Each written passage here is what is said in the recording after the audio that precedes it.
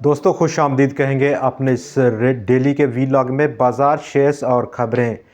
आज के कारोबार के आखिरी जादू भरे 15 ट्रेडिंग मिनट्स और उसके बाद सबसे जो बड़ा शुक्रिया है वो एंग्रो फर्टिलाइज़र के रिज़ल्ट का रहा। इस जादुई क्लोजिंग पे T bill cut off yield में इजाफा देखा गया। कल का जो ऑक्शन रहा स्टेट बैंक ऑफ पाकिस्तान की जानिब से, जिसने अब जो उम्मीदें थीं उसको मादूम कर दिया। इंटरेस्ट रेट्स कट की 29 अप्रैल 2024 की जो रिव्यू कमेटी थी स्टेट बैंक ऑफ पाकिस्तान की, रिज़ल्ट का सीज़न और बाज़ार जो कि आज 550 पॉइंट्स इंट्राडे माइनस था, मनफी था। हमारा जो टारगेट था डाउन साइड सपोर्ट का 69,609 और 100 इंडेक्स ने आज छुआ 69,783 पॉइंट्स को, बहुत करीब था। वहाँ से बाउंस बैक लिया एंग्रो फर्टिलाइज़र जो कि ब्रेकआउट होते होते बचा है। उसमें क्या रुझान रहेगा। और इसके अलावा भी रिज़ल्ट था मीज़ान बैंक का, लेकिन उसने मायूस किया। मायूस कन उसकी परफॉर्मेंस देखी गई।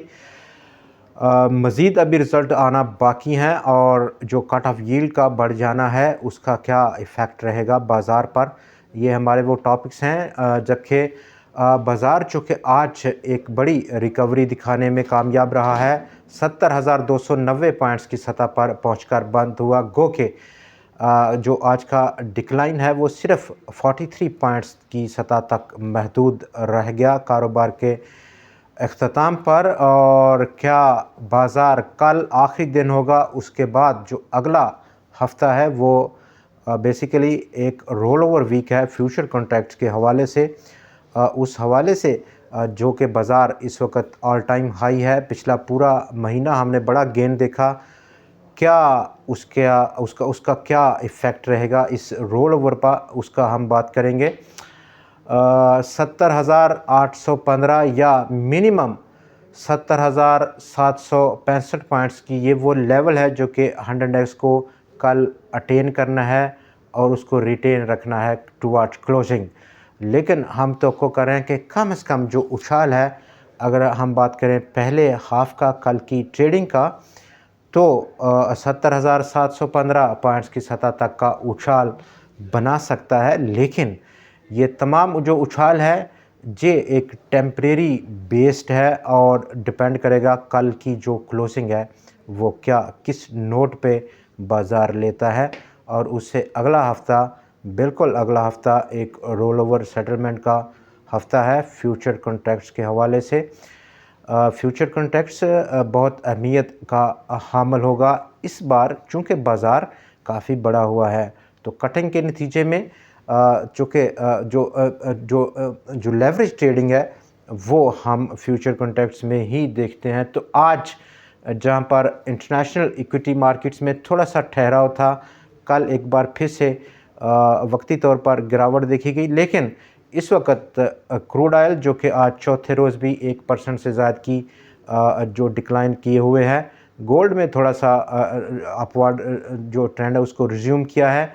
ग्लोबल इक्विटी मार्केट इस वक्त European equity markets positive side पर ट्रेड हो रही हैं और यूएस फ्यूचर इंडाइसेस भी पॉजिटिव साइड पर ट्रेड हो रहे हैं। लेकिन जो सतह है यहाँ पर यूएस इक्विटी मार्केट्स में हल्का सा अपने पाँव को जमा रही हैं बाज़ार। फेड का जो खौफ था वो थोड़ा सा छटता हुआ और सरमायाकारों का रुझान या मिलान अब कन्वर्ट होता हुआ टूवर्ड्स अर्निंग सीज़न। और यही हमारा जो आज जिसने पलटा दिया बाज़ार को, एंग्रो फर्टिलाइज़र 8 रुपये का कैश पे आउट और अर्निंग्स उसमें 59% का इजाफा पहले क्वार्टर के लिए, 6 रुपये और 59 पैसे अर्निंग पर शेयर रहा।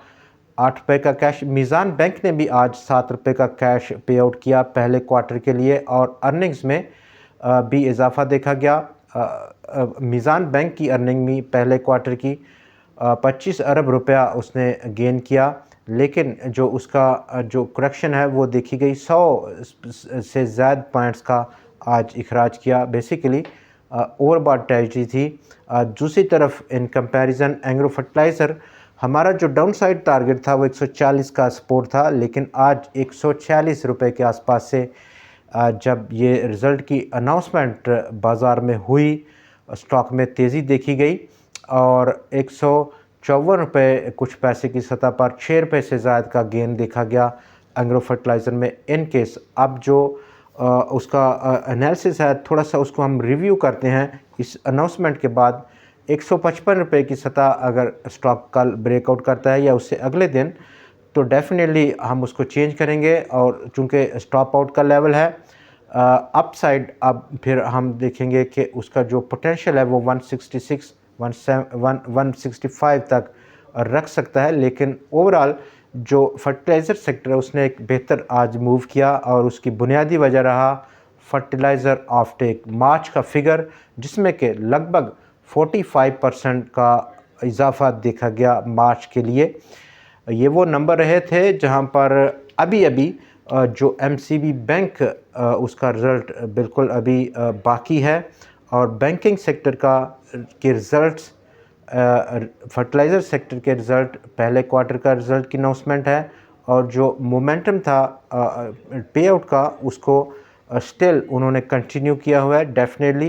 तो हम एक्सपेक्ट करेंगे कि एमसीबी बैंक जो कि एक हैवीवेट इंडेक्स स्टॉक है वो अपनी जो उसका पैटर्न है पिछले साल का उसको पे आउट का जारी रखेगा। लेकिन जो अब आउटलुक है उसको हल्का सा चेंज किया जहां पर फेड के कमेंट्स और उसके बाद इंटरनेशनल मॉनेटरी फंड की इंस्ट्रक्शंस पाकिस्तान को मॉनेटरी पॉलिसी को कट करने में बिल्कुल जल्दबाजी ना करे पाकिस्तान और टाइट मॉनेटरी पॉलिसी की एडवाइस की।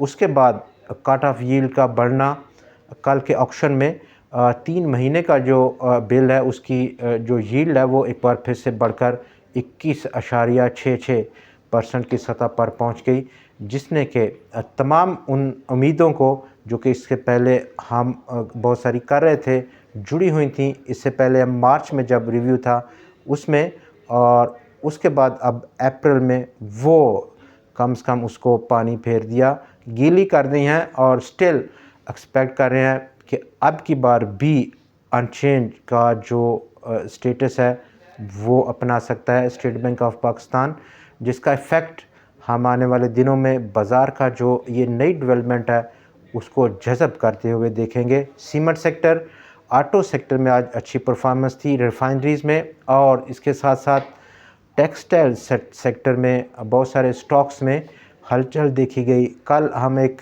डिटेल में बात करेंगे ख़ासतौर पर टेक्सटाइल और refinery sector. Refinery, national refinery ने अच्छी कमबैक किया आज, लेकिन 318 पॉइंट्स का रुपए का एक बड़ा रेजिस्टेंस है आने वाले दिनों में।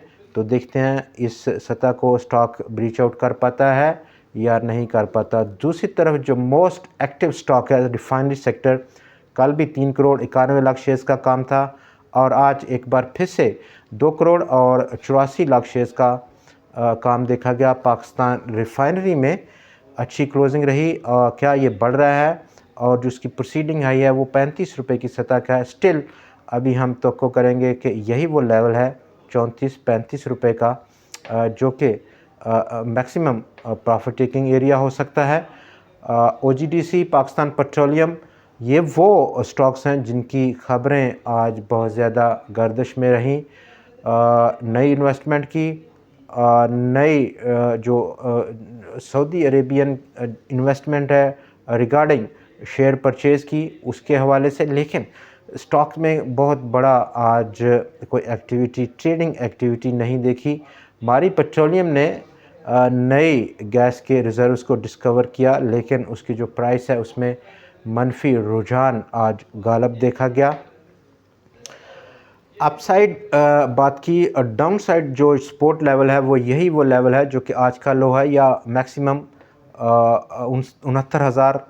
69,635 पॉइंट्स की सतह का, जो कि एक अच्छा सपोर्ट लेवल है। पाकिस्तान के जो फाइनेंस मिनिस्टर साहब हैं वो इस वक्त अमेरिका में हैं, जहां पर वो इंटरनेशनल मॉनेटरी फंड और वर्ल्ड बैंक की स्प्रिंग सीज़न में डिस्कशन में हिस्सा ले रहे हैं। बहुत सारे अहम उनकी स्टेटमेंट्स हमें कल से मौसूल हो रही हैं, जिसमें कि उन्होंने कहा टॉप ऑफ द लिस्ट के पाकिस्तान का रुपया 2024 कैलेंडर ईयर के लिए कोई बहुत बड़ा उसमें गिरावट वो तवक्को नहीं कर रहे। फर्दर उन्होंने कहा कि उन्होंने 3 ऐसे सेक्टर्स शोबे आइडेंटिफाई किए हैं जहां पर रिफॉर्म्स होना बहुत लाजमी है, जिनमें कि taxation top of the list रहा, टैक्सेशन के साथ साथ एनर्जी, और तीसरे नंबर पर रहा प्राइवेटाइजेशन। ये वो की रिफॉर्म्स एरिया हैं जहां पर रिफॉर्म्स करने की बहुत ज़्यादा ज़रूरत है पाकिस्तान को। टैक्स कलेक्शन के हवाले से उन्होंने ये इंदिया दिया कि इस बार जो बजट अभी चंद ही हफ्तों में शुरू हो जाएगा, जून के पहले हफ्ते में, वो टैक्स की कलेक्शन का टारगेट इस बार बड़ा रखने का अंदिया दिया उन्होंने। टैक्स की कलेक्शन का बड़ा अंदिया देना, और बाज़ार में जहां पर बहुत कम अब हफ्ते रह गए हैं इस एनुअल हमारी जो बजट डिस्कशन है, प्री बजट जो सेशंस हैं, और जहां पर जो सेंटिमेंट रहता है हिस्टोरिकली प्री बजट ट्रेडिंग में पाकिस्तान स्टॉक एक्सचेंज में, वो बहुत ज़्यादा स्पेकुलेटिव होता है, न्यूज़ का ड्रिवन होता है, ख़ास तौर पर नए टैक्सेस के निफाज के हवाले से। तो एक किस्म का नेगेटिव इफ़ेक्ट वो छोड़ता है बाज़ार पर।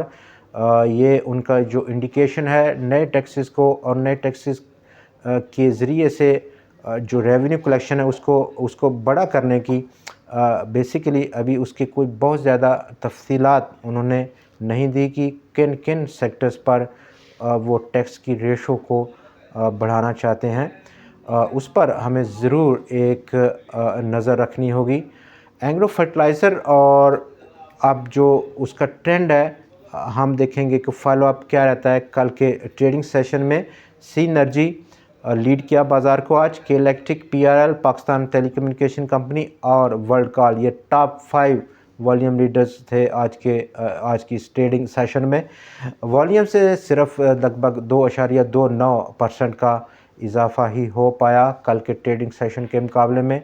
54 करोड़ शेयर्स का टोटल आज कारोबार देखा गया, जिसकी मालियत 29.6 बिलियन थी, जबकि कल 53 करोड़ शेयर्स का काम था बाज़ार में, उसकी मालियत कदरे कम थी, 19.6 अरब रुपया थी, जिसकी बुनियादी वजह रहा आज जो वैल्यू वाइज जो ज़्यादा वैल्यू वाइज स्टॉक्स में ट्रेड हुआ वॉल्यूम लगा। Agro fertiliser, OGDC, MCB bank और ख़ास तौर पर मीज़ान बैंक रिज़ल्ट की बिल्कुल अनाउंसमेंट के बाद।